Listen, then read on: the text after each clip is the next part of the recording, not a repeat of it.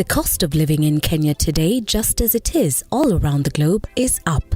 And while we're all doing our best to provide a good start for our children, many families have the added challenge of raising a child with special needs. In this episode, we begin a 3-part series where we share the difficulties, the joys, and the experience of raising a child with special needs.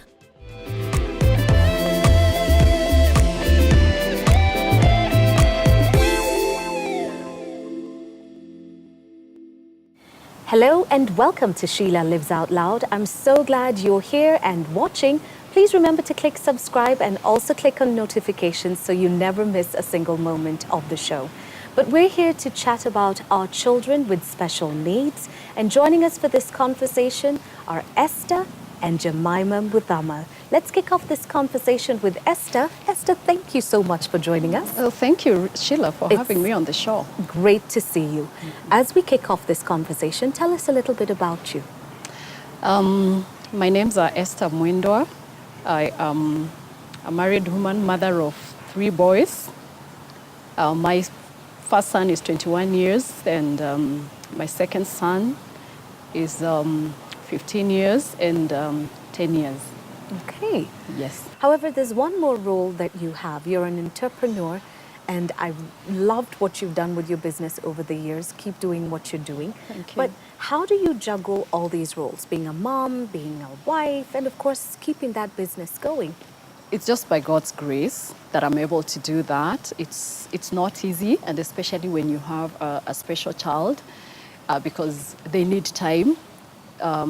And a lot of patience. I'll tell you that this boy has taught me patience, because I wasn't patient before.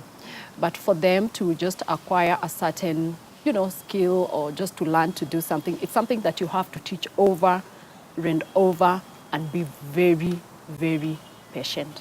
Okay. Yes. Talking about patient, I'd like us to go back to the beginning, because Dennis is your second born. And when did you know that he wasn't quite the same as your firstborn, for instance? This is when he was 8 months, and thanks to a certain pediatrician, he actually prepared me mentally. He told me, you know what, Dennis is not going to be like the other children, and is not going to grow and attain certain miles as the other children are. So you have to give him time and be patient with him. And, it was really, really good to me. And he gave me literature that I could read and understand. And since that time, I've always looked at Dennis through the lens of God. And so it prepared me mentally. I accepted. And for me, it was to do what I can be able to do as a mother, to make his life easy and manageable. In knowing that you have Dennis, you also have another child.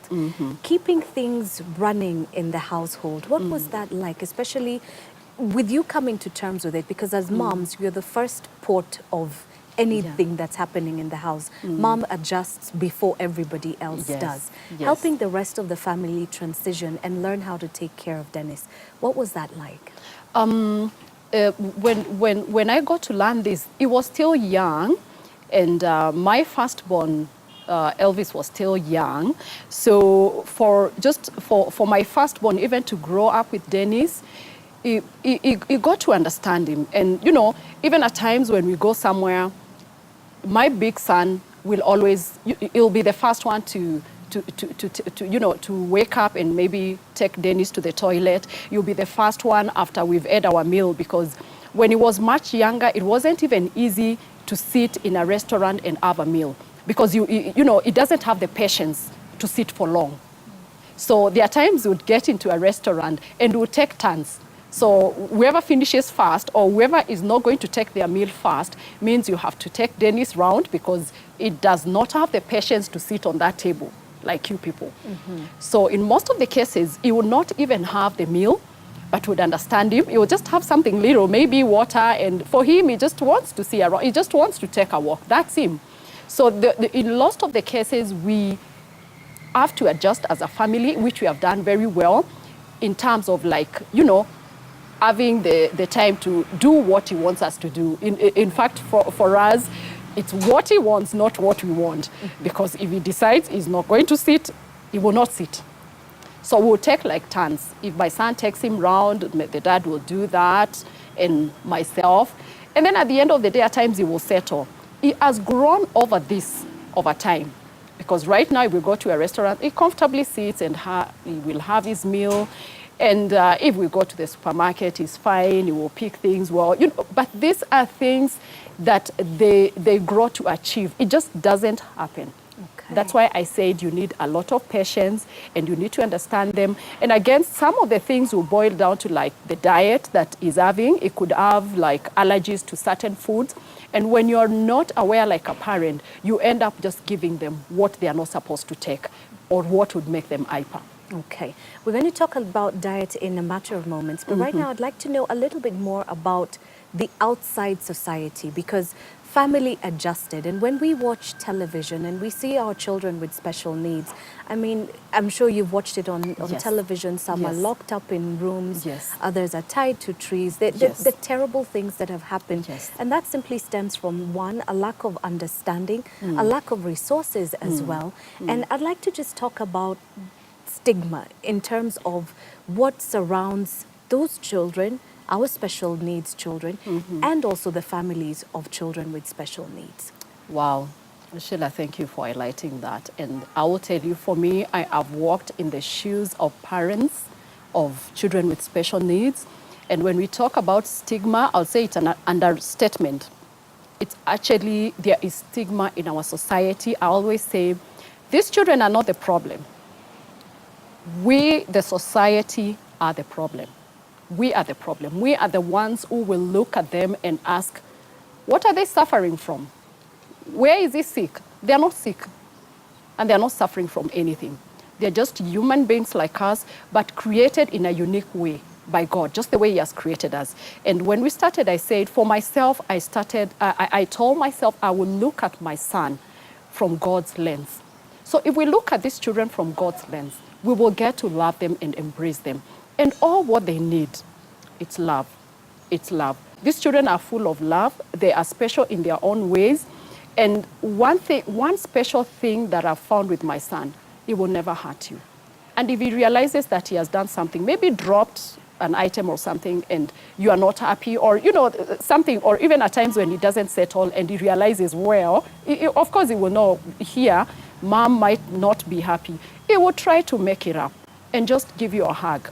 So in terms of our society, we are the ones who stigmatize the special needs. When it comes to the family, there's always a challenge with the extended family, because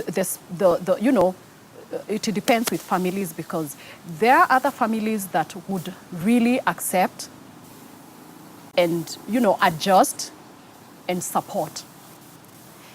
But there are also families that will have all these things that come associated with special needs.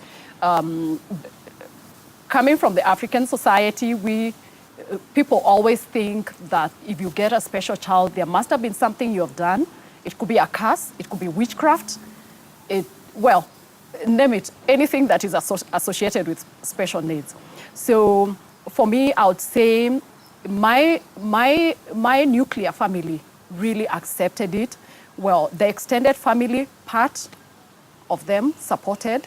But for me, what I would really encourage the society is that when we get a family with special needs, just try to support, because it's never easy.